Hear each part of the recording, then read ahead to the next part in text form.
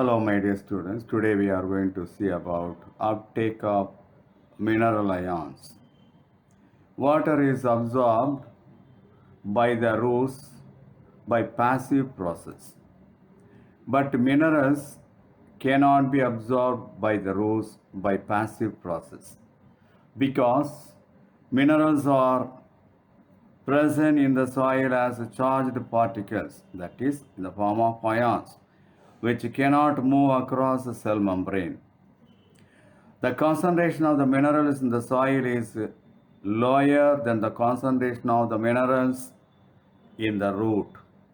Therefore, minerals must enter the root by active absorption into the xylem by the epidermal cells.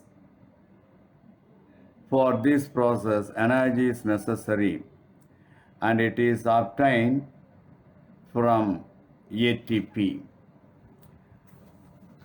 The active uptake of ions is partly responsible for the water potential gradient in roots. So uptake of water takes place by osmosis. Some ions move into the epidermal cells passively. So ions are absorbed from the soil by both passive and active transport.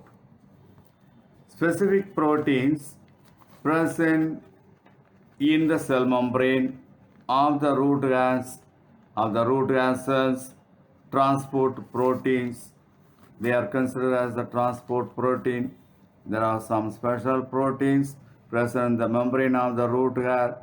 They are called transport proteins. They actively pump ions from the soil into the cytoplasm of the epidermal cells.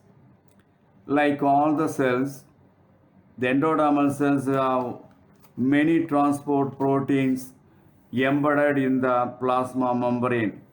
They help some solutes to cross the membrane, but not others. Transport proteins of endodermal cells are control point where a plant adjusts the quantity and the types of solutes that reach the xylem. Suberin. Suberin is a waxy substance present in the endodermis of the root that has the ability to actively transport ions in one direction only. Now we'll pass on to the translocation of mineral ions. Ions have reached the xylem through active or passive uptake or combination of both passive and active method. After the ions have reached the xylem, they are further transported to the stem and to the aerial parts of the plants through transpiration stream. Along with this transpiration, they are also transported like that. Growing regions of the plant are the chief sinks. They are apical meristem, lateral meristem, young leaves, developing flowers, fruits, and seeds, and the storage organs. Unloading of mineral ions occurs at the vein endings through diffusion and active uptake of the cells. Mineral ions are frequently remobilized, particularly from the older pores and senescing pores. Senescing pores means growing older, growing old, dying, to grow old. Process of aging in plants, that is senescing. So from the older pores and senescing pores, gradual deterioration of the functional characteristics takes place. Minerals are removed to other pores. Elements readily mobilized are phosphorus, sulfur, nitrogen, and potassium. Some elements like calcium are not remobilized.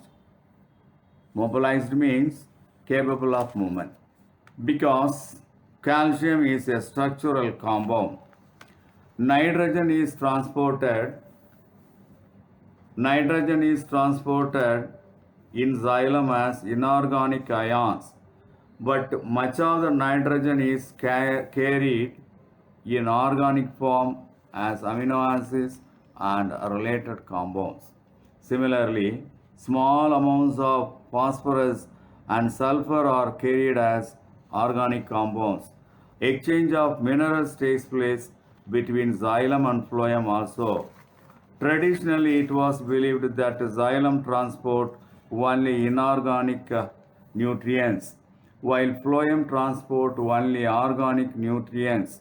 But now we cannot say clearly that xylem transports only inorganic nutrients, while phloem transports only organic nutrients.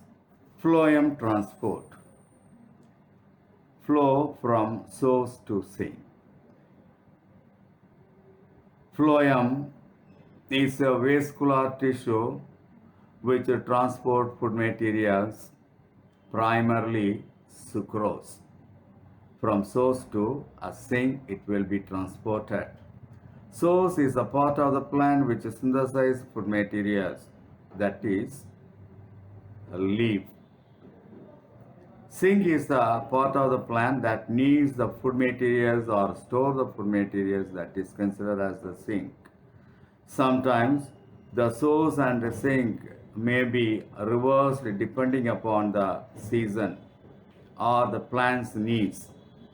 Sugar stored in roots may be mobilized to become a source of food in the early spring when the buds of trees need energy for growth and the development of the sink.